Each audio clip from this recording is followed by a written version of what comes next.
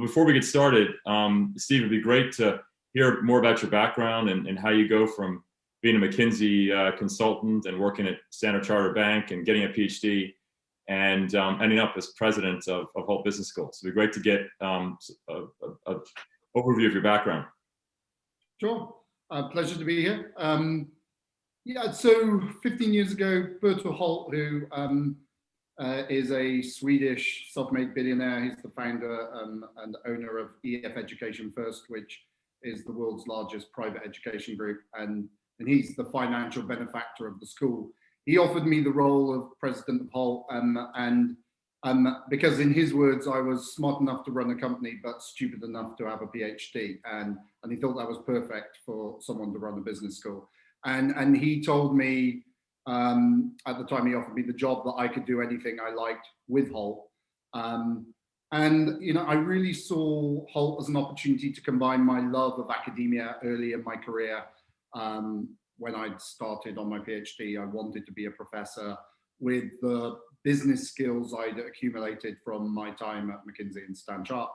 And when the real motivation for me, and remains the motivation for me today, is that when I look back at my own education experience, I couldn't think of a single aspect that could not be improved through innovation. And yeah, I really didn't see the industry changing. So I saw Hult as a vehicle for being a rebel with a cause within an industry that I thought needed shaking up a bit. No, that sounds great, and I'm excited about this chat too, because I also got an MBA, and that was quite a few years ago. So I'm very excited to hear more about your vision for the school.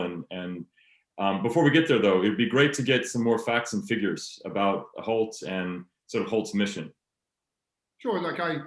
Hult's vision is to be the most relevant business school in the world. I mean, we think that is an opportunity that the most prestigious schools in the world have left open. And you know, what does being relevant means? It means providing students with the knowledge and skills needed by employers in today's world. And it's really founded on the simple but powerful belief that you can only truly learn by doing. At this point in the evolution of Hult, we have just under 6,000 degree students across both undergraduate and graduate programs, and across our campuses around the world. We have campuses in Boston, London, Dubai, and San Francisco. And we have around 6,000 students a year on our leadership programs, paid for by their employers, which are typically Fortune 100 companies around the world. And then finally, and sort of unusually, we make our educational philosophy of learning by doing freely available to students around the world via a competition known as the Hult Prize. Their participants are challenged to come up with a business idea that solves a major social issue, such as poverty or clean water, access to healthcare. And we award the winner $1 million. This year, over 250,000 students around the world are competing, pretty much from every major university in the world. So that's the sort of scope of what we built Hult into.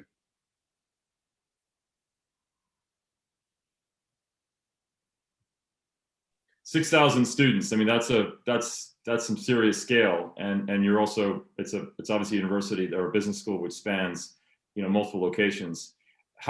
What have been the keys to success? I mean, what have been the keys to growing the business school in the last years to get to that type of scale? And also, how is it like to manage and lead institution that has so many campuses? Well, let me start with the sort of simple answer to how we got there. And I think, if I ran down a lot of hard work to the essence, I think we've primarily grown Hult by focusing on the needs of students and employers. That's resulted in us building campuses around the world and focusing our programs on business practice, not business theory, because our students want to be successful in business. And employers want graduates who understand business practice and who are able to add value from day one. I mean, in terms of what it's like to manage a institution that has campuses around the world, it is hard work. I mean, it means discipline on my day in terms of speaking to Asia and the Middle East first thing in the morning, and then San Francisco at the back end of my day. It's why I'm based in London, because that's a good time zone to manage a global school, even though the bulk of our students are in the US. And obviously there's a lot of complexities because we have global accreditations as well as local regulations in each location. So we're probably the most accredited and regulated school you can possibly imagine. And I mean, I guess in terms of, you know, your students, and because obviously it's a, you know, it's a competitive world out there, right? The, you know, businesses are competing for the best and the brightest out there. And I think one thing that I'm really interested to hear is just how do you differentiate, you know, Hult? What are your kind of unique selling points?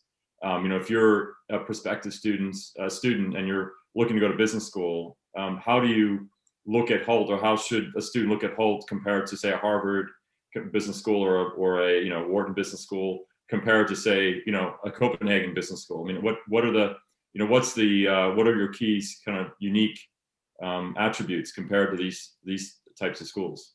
Sure. So I think, you know, it varies slightly from program to program, but the three common threads across all of our programs would be, first, the ability to move between our campuses during the course of study. We call that campus rotation. So as I said, we have campuses in Boston, London, Dubai, and San Francisco. Students can start in one of those locations, but then they can move to multiple other campuses during their program. And we also offer electives in Shanghai and New York. And when you meet the students, that's probably the number one reason why they choose Hult. And when you meet them at graduation and you chart their course through the various campuses, there's always a reason, whether it is you know, most commonly looking for careers or looking for adventures, or as part of their family business. That flexibility is really valued by students. The second reason, as I said, we focus on business practice, not business theory. Our faculty all have significant experience in industry as well as a theoretical background, and our curriculum forces students to put classroom theory into practice. So, you know, it really attracts students who are really want to roll up their sleeves and you know, go into business practice. And then finally, the school, we recruit students from over 130 different nationalities. In any given classroom, there's 40 different nationalities. There's no dominant nationality. So it sort of, you know, even if you don't leave, say, Boston campus, you will get to understand people and cultures from around the world, graduate with friends around the world. And our campuses, you know, they feel like a very intimate atmosphere where, you know, the professors know all the names of the students. So it's a nice international learning environment. Hmm.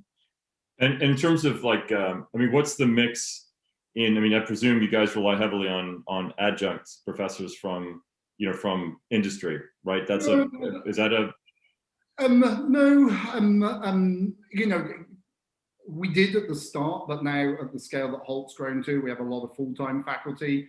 You know, the ideal faculty for Hult would be someone who, like me, got a PhD early in their career, then worked in industry, and, you know, now wants to move into academia, or someone who was in industry, got fed up with the rat race, then went did a PhD.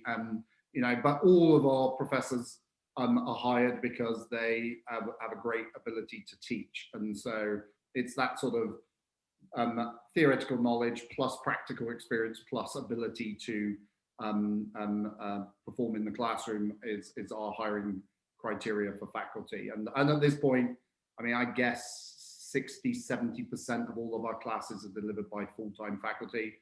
Faculty can move between campuses just like our students. So one of the reasons why faculty would join Hult would be the opportunity to teach in multiple locations and see what's happening in the world, to inform, you know, both their teaching and potentially their consulting. Yeah, one thing would be, I think it's, you know, I'm looking at this from an employer standpoint, because I mean, I think that, you know, Keystone, we're looking out for talent, And so I think one of the angles, which I think was interesting when we spoke, ahead of this call, was just you talked about. I mean, you have a case study approach, which I'm familiar with in terms of where I went to business school. But one thing you emphasized there was also that students are out in the field. They're actually doing, real world projects with companies. I mean, what is a typical week for a student at Hult? What's the mix between kind of in-class case studies and working with real customers on real issues? I mean, I think typically, I mean, be varied depending on which cohort you're in on a full-time program, but the morning would be in class and the afternoon would be working with your team on a project, and probably half the projects are sort of case study type sort of manufactured cases, if you like, and half of them are real world set by companies that come in to the classroom, and that would be on individual courses. All of our programs have what we call a future business challenge, where that's a dedicated period of the curriculum where students are forced to think about where the world's going. So looking at trends, whether that is AI or blockchain or any of the 3D printing, take a trend like that and really project. So what does that mean for a client, or what does that mean for if you wanted to do a startup? And so one of the things we realized is that students, Eric, you and I are of an age that we've seen the world change. We can remember a world when there wasn't mobile phones and there wasn't Snapchat. But a lot of the younger students think they don't perceive that the world is actually changing. And so forcing them to actually spot trends and predict where the market's going to go as they think about their strategy and the business opportunities, and even what career they should think of, because as you know, it's a lot easier to be successful if you join a growth industry rather than an industry that's at the end of its lifespan. So those are the things that we bring into our curriculum. And I mean, one thing that which I think is also very interesting about, I mean, just when you're talking about sort of keeping up with the times and students of today having a different perspective than the two of us when we were in school. Although I do remember having a mobile phone when I was in business school. But in any way, one thing I think was interesting when we spoke earlier is how you guys design your programs and how you design the curriculum. Could you just talk a little bit about? I think that's an interesting angle. Is actually how you develop your curriculum to kind of stay ahead and stay up with the times. Yeah, we use big data. So for each program, we derive our curricula annually by using data from a company called Burning Glass, which takes all the job postings for the jobs that we know our graduates want to go into upon graduation from that program, and that gives us the skill set that employers are looking for. We can even look at trends within those skills to predict what skills are going to be needed in a couple of years, and then that informs us. We map that back into our curriculum, and so for each course that we offer on any program, we now concentrate not just on what students need to know, but what do they need to be able to do. And that approach is quite novel within higher education.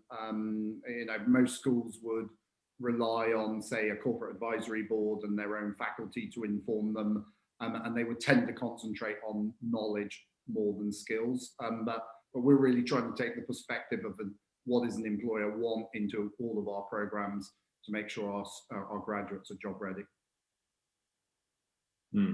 Okay, so that's I think it's a very, very interesting approach to designing your curriculum and being very much data oriented when designing programs. One thing that as we kind of shift gears and move a little bit more into your views of the industry, just in terms of, before we kind of get there though, just curious about your success around, and we have people on the call who are going to be presidents and deans, in business schools, but we also have people who work in the recruitment admissions area. So it'd be really interesting to hear, I think your perspective on how you guys, because you guys have had, you have a very good reputation in the market in terms of competing for students, and so it'd be really good to get a sense from you in terms of how you guys go about the whole recruitment process, because you guys have had a lot of success. 6,000 students is a lot of students to attract, into your programs. Yeah, look, what have been your keys to success there? Well, the first thing is that 15 years ago when I took over the school, we had something like 60 students, and no reputation. So there was no catchment that I could live off of. We had no choice but to drive enrollments through marketing of our programs. And at this point in the evolution of Holt, we use a variety of channels to market our programs to potential students, including traditional channels like education fairs, and then more recently, through digital channels, such as paid search, etc. And obviously, we've been a long-term customer of Keystone through building out Holt. I think in terms of our marketing capability, there's three key reasons for our success. The first is that, and obviously this is what you teach in marketing, but a lot of companies forget to do it. We write the marketing material from the perspective of a student. A lot of our, if you look at a lot of marketing material of our competitors, they talk about what they do, but they often miss why is that important to a student, mistakenly believing it's self-evident. But we write it from a different perspective. The second thing is that we've worked hard to develop the whole brand to make sure that it's fresh, bold, and innovative, in contrast to most schools or most of our competitors who really rely on their heritage and prestige. If you pick up any of our marketing material, it's unmistakably Holt and sort of stands out from the crowd. And then finally, we, as we've built Holt, we've opened offices around the world. So at this point, we have enrollment advisors all over the world who are able to meet with students, answer their questions, and build a relationship with them. And I think those are the three key facets of our sort of enrollment strategy. I think you have a reputation of being, I think you're proud of that reputation, which is being, a disruptor in a way in the market, really, trying to sort of change the way a business school is, business is taught in business school. What do you see Holt in 5 years, and how do you kind of maintain that disruptor? How do you continue to be an innovator in the space? So kind of vision, 5-year vision, and sort of, what innovations do you foresee in the coming years that sort of takes your business school and business school in general to the next level? Yeah, look, there's a lot of questions in there. Let me sort of unpack them a bit. I think the key thing is to keep looking for interesting big problems to solve. And at the moment, there's really three major problems, opportunities that I'm focused on. The first one is how do we help employers upskill and reskill their workforce? It's a big topic. There was a McKinsey report late last year that said something like 60-70% of the workforce in Western countries needs to reskill or upskill to remain in employment. And that's a big headache for both employees and employers. And so we're focused on what role should we play in helping that happen. It's that led us to the partnership with EY to provide all their employees with the potential to earn a free, what we call EY Tech MBA by Holt, and discussions with lots of other major employers around the world. The second challenge that we're focused on is how do we reduce the cost of education? The tuition fees for education are sort of steadily risen, particularly in the US. And so there we're exploring a range of technologies to help drive down the cost of education without impacting the learning outcomes.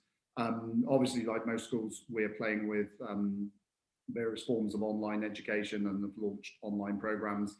But the most innovative thing that we've done in recent years is build a video game and testing using video game technology to teach business. We built a video game to teach strategy, and interestingly, in our field test, the learning outcomes of students playing the video game were equal to attending our Professor of the Year lecture, but from my perspective, the video game had zero marginal cost, so completely changed the economics of education. And then third, problem by far the most ambitious, but actually the reason I'm here in the Middle East at the moment is how do we help solve youth unemployment around the world? And you know, following on from the success of the whole prize competition, we're in discussions with governments and NGOs, particularly in emerging markets, to provide entrepreneurship training to young people to help you know, create employment opportunities and alleviate youth unemployment. So for me, I'm constantly looking for, you know, bold, interesting challenges for us to take on as an institution, which aren't constrained by what a normal business school necessarily does. I think you asked, so okay, where do you see Holt in 10 years? You know, I don't, you know, really have specific goals. I mean, obviously, I hope that you'll continue to see Holt being a progressive force within higher education. But all I ever tell anyone who works at Holt is that I just, you know, whether that's staff or faculty, is just to everyone to continue relentlessly pursuing the vision of being the most relevant business school in the world. And if we do that, if we constantly question whether we're relevant, you know, if we do that well, then I'm sure we'll continue to be successful. So, you know, that's the extent of my 10-year vision, I'm afraid. Okay, good. One thing I really wanted to just ask you also, it's a little bit, maybe a little out of context, but it's something which I mean, I know is on people's minds as they apply to, you know, students and parents as they assess universities in general, and anyone who applies to business school is going to be looking at rankings and that sort of thing. And what's your perspective on the rankings? You know, just what's your perspective on the rankings, and if you could make changes to the way the rankings are done. I realize there are a multitude of different institutions doing these sorts of rankings, but I think big picture, just be great to get your overall perspective on rankings and that sort of thing. Yeah, look, I think, you know, undoubtedly rankings are important to prospective students. I think that is in part because they believe employers really care about the rankings, probably far more than employers really do care about the rankings. But and I think in part because, you know, it's hard to differentiate between many schools. I remember, you know, before I took this job, the first thing I did was go to an education fair, and I walked around the various schools, and honestly, it looked a bit like a travel show. I mean, you know, the only thing I could really differentiate between the messages of the schools was where they were located, not their actual educational content. So I think the rankings in that market, the rankings become a way of making a choice. You know, in terms of the ranking methodologies, they all have their strengths and weaknesses. I think,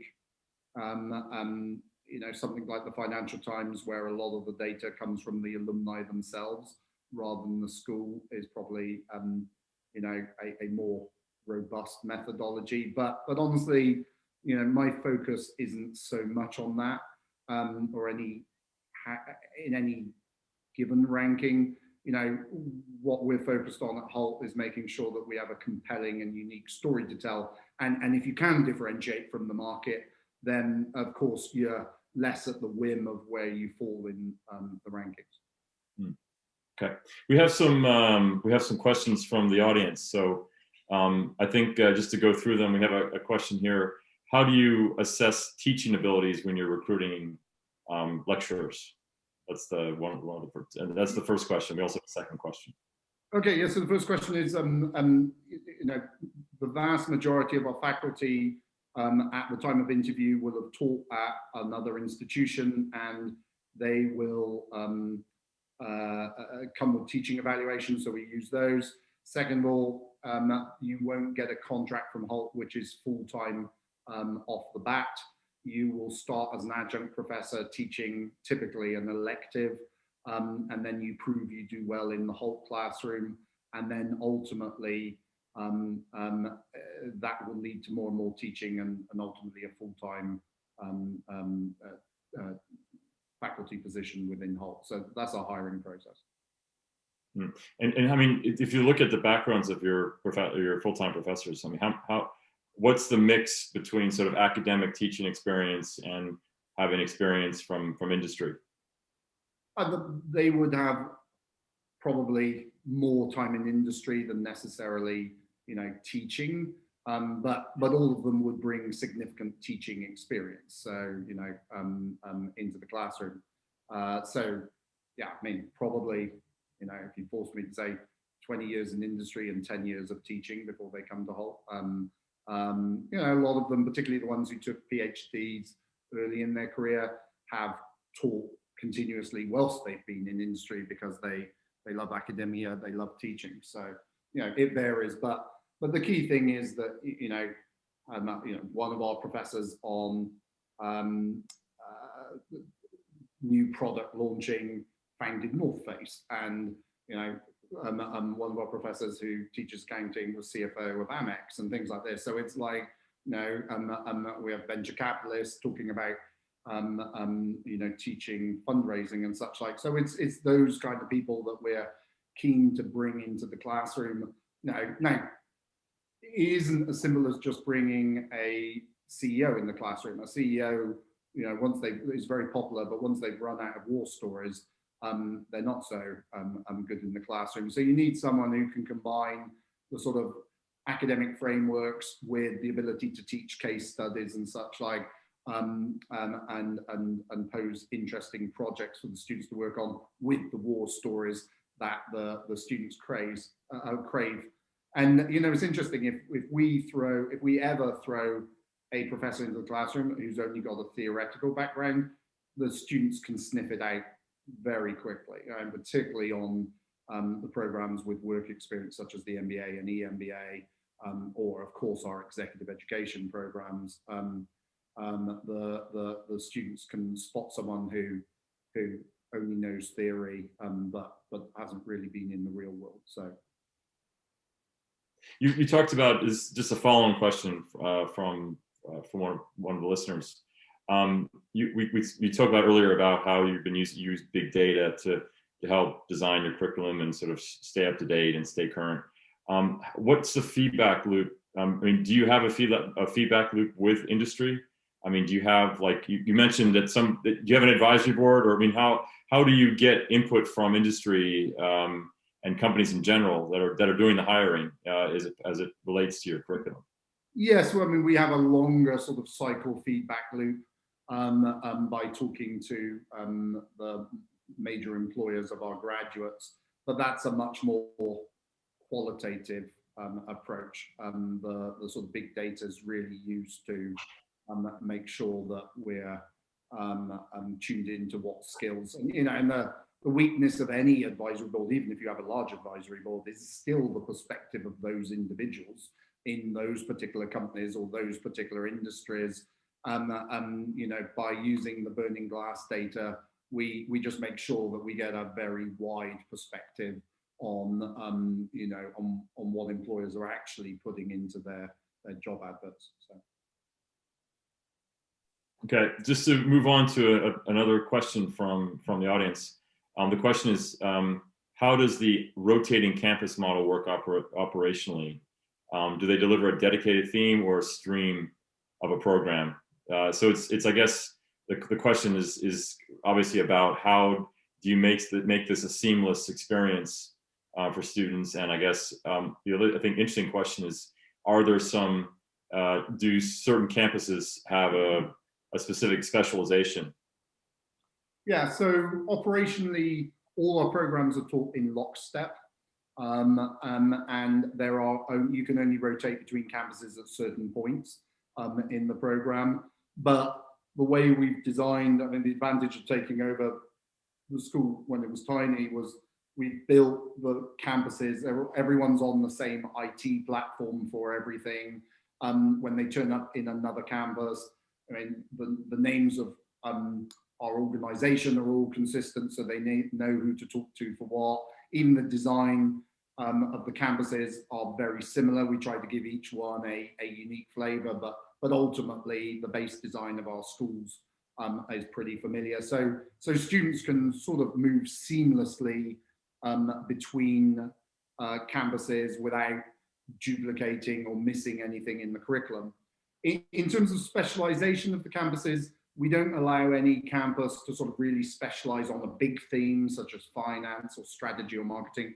But of course, at an elective level, yes, we allow campuses to pick up local expertise. So whether it's Islamic banking in Dubai or supply chain manufacturing in Shanghai or corporate finance in New York and creative industries in London. So we'll allow an elective level the campuses to vary, and that's obviously a major motivation for students to rotate, and it allows us to really tap into the local industry expertise in our education. Just one thing that's sort of related is we talked. You obviously one of the things that one advantage or angle here with Hult is these having students work with companies and do field work with them. How do you go about doing that? I mean, how do you how do you set these things up with companies, these sorts of projects? Because of course, I can think of it as an employer, it's always exciting to, we have a summer internship program, and it's great bringing summer interns in, and they provide a lot of value. But there's a, if you have too many, it starts,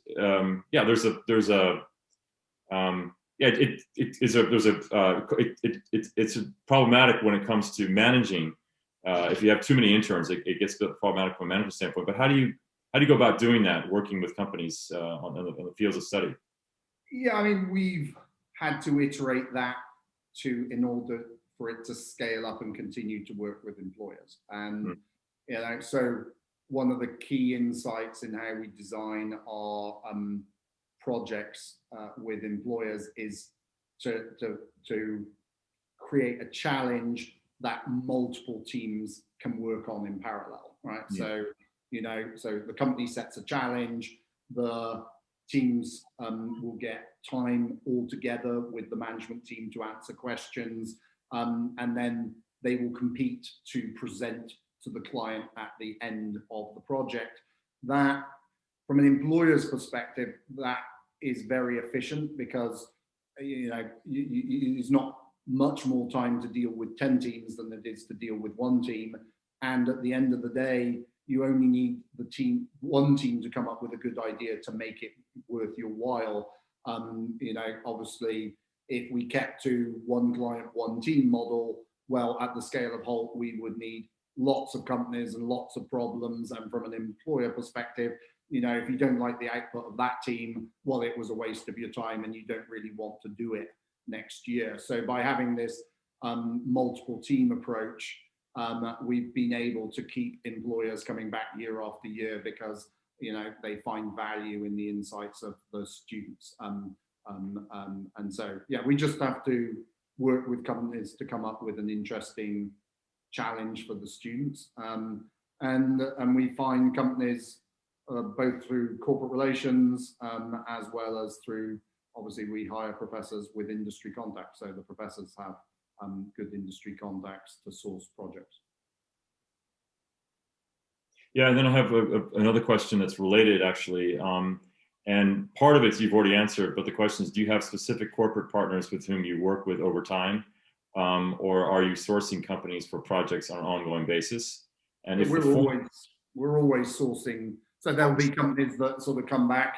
They don't necessarily come back every year, but they come back, every couple of years. But we're always on the lookout for companies that have interesting problems for students to work on, of course. Yeah. And then one other question we have here is, does Hult have a focus on research? And if so, are there priority areas?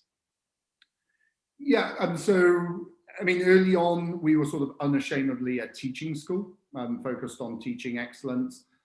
As we've broadened our accreditation, at this point, we have all the major business school accreditations, so EQUIS, AACSB, and AMBA, and that process has led us to do more research. But being Hult, we do it in a non-traditional way, so faculty aren't free to do research on whatever they like. If they want access to our funding, then there are three broad areas. One is research into innovation and how to make innovation happen. The second one is how to change behaviors within individuals and within companies. So, and then the third one is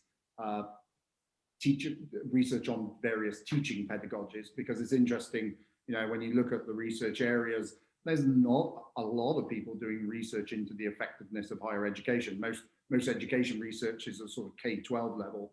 And so we wanted to encourage our faculty to experiment in different ways of teaching business at a undergraduate and graduate level, or even exec ed. So those are the three broad areas that our faculty would do research on.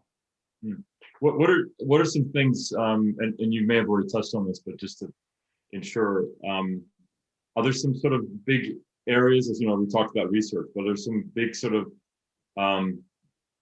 areas of interest from your perspective, or for the business school's perspective, in terms of big themes going on? I mean, there's obviously a lot of focus on, you know, climate change and this sort of thing, but are there some sort of big areas where you know, business, you know, has a responsibility to support you know, big issues? I mean, what would those, if so, what would be those areas of particular interest to you? And you know, I think, well, and this is where sort of academic research versus sort of R&D, as you'd know it in an industry, are sort of fuzzy for Hult. So, you know, the two big themes, you know, that we're interested in right now are upskilling and reskilling of employees, and, you know, how best to do that. What do they need to know to stay relevant, and how do we best teach it when they're all around the world being busy working professionals?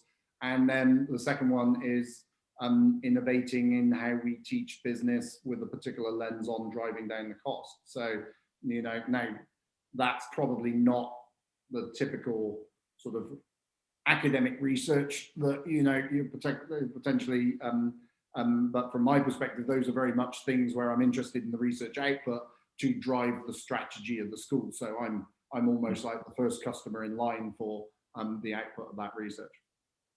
But on this theme of upskilling, what are the focus areas there? I mean, what skills are, you know, you talk about this program you have with E&Y. I mean, what are the particular areas of focus in that whole upskilling?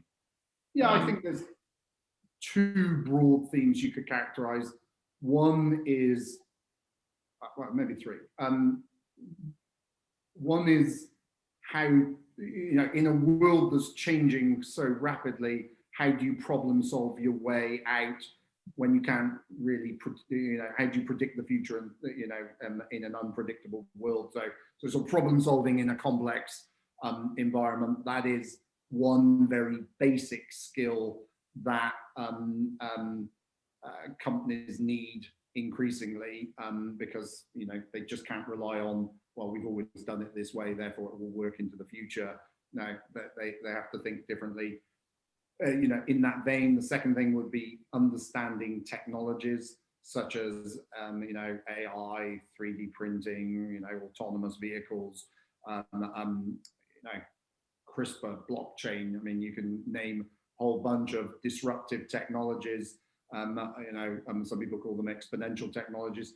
Just understanding, not understanding necessarily how they work, but understanding where are these things going and what do they enable, and, coupled with the first area of skills is, so what does that mean for me if I'm a manufacturer in India, or what does it mean for me if I'm a car maker in Germany? So those are the sort of two areas that they need almost all employees to kind of understand. And then the third area which they need leaders to understand is how to drive change management within a company, right? Because there's more change than there's ever been. So you first of all, have to be able to identify where you need to go in a rapidly changing world. But then, of course, the challenge is to get your company to move fast enough to take advantage of the opportunities that you see. And so those are the sort of broad areas that we see companies asking for help with at a leadership as well as individual contributor level. I mean, one interesting one sort of question I wanted to ask is COVID has obviously been a real disruptor. I mean, I think there are a lot of people, including myself, that I mean, the idea that we could be working from home office for a year, and I mean, maybe it's easier for a small company, but you have large companies like Google, Facebook, big companies where people are working from home, and it seems like productivity is at the same level or even higher in a number of cases. So how do you see COVID once we come out of this? I mean, how do you see this changing business? What's your perspective on how this will change, a leader's approach, business's approach to managing people and leading people, and how they run a business? I mean, as with any pandemic, they accelerate trends that were already kind of in play, right? I mean, and so for industry in general, I mean, there's lots, but say digitization of processes, being able to do things remotely, etc., have all been accelerated. I mean, if you take the higher education industry, which obviously I know best, the move to online education has been immeasurably sped up. There was a debate, even within Holt, on whether you could teach business effectively online. Well, guess what? One day in March last year, the entire 6,000 students and all their faculty had to move online, and we had to make it work. So, I don't think that when we come through this pandemic, the world is going to snap back to the way it was pre the pandemic. I mean, and for us, how people find their higher education institution, how they expect to learn, and as I said, the upskilling and reskilling, which was a trend, that's all going to be accelerated because all the trends in industry have been accelerated. So a lot of my time is how to make sure that Holt comes out of the pandemic stronger than when it went into it. And sort of take this as if you're a disruptor, you should pray for disruption, because that sort of helps sorts the wheat out from the chaff. So that's what we're focused on. Okay. One sort of final question is, and it's more of a summing up question. I mean, there are leaders, business school leaders, on this listening in, on our video podcast. I mean, as you look over the next 5 years, I mean, what advice would you give your colleagues, in the field as they move forward over the next 5 years? What would be kind of your key mantras or pieces of advice for them going forward? Well, I mean, it's obviously a very dangerous question for me to answer, but what, the first thing I have to acknowledge is that I was very lucky to take charge of a very small school that I could essentially mold from scratch, right? I mean, I was in a position of being able to put in place policies, governance processes, and a leadership team that enabled us to be agile and responsive to the market. More established schools, many of our competitors are well over 100 years old, they often have very cumbersome governance processes that are difficult to change and make change difficult. So deans in that situation certainly have my sympathy, and I think in many ways Holt's main competitive advantage is the agility of our governance processes, quite frankly. But nevertheless, I think all deans, if they want to thrive, ultimately, deans of all schools will need to pick a problem area and use innovation to drive their continuous improvement. And I think there are many problem areas that they could choose from, whether that's improving student satisfaction, improving graduate employability, helping this upskilling and reskilling, reducing the cost of tuition. I think there's many problems that a school could pick, but I do think that if a school wants to thrive, then they have to pick at least one of these areas to focus on and make change happen. They probably can't pick as many areas as I can, given their governance processes, but if they don't pick a challenge area, then I can't see them thriving. Okay. Well, thanks. It's been a real pleasure to have you and discuss Holt and also the future of business school. Any sort of concluding comments you'd like to make before we sort of conclude the session? No, as I said, my motivation for quitting industry to come and run the business school was to try and innovate within higher education. That ultimately remains the motivation for me personally and my entire leadership team today. We wouldn't be so arrogant as to think that Holt has the answers, but we're certainly not afraid to try different approaches, and we hope to encourage other players in the industry to also innovate and make mistakes and try and improve the experience for students, because I think that is entirely possible. Well, thank you very much. I really appreciate you taking the time, Stephen, and spending time with us today. And thank everyone who's joined the live video podcast. And we'll look forward to seeing many of you at our next Keystone Higher Ed chat. So thanks everyone again. Thank you, Stephen. Thank you everyone for joining. And I wish everyone a very pleasant Thursday. Thank you very much. Okay, bye-bye.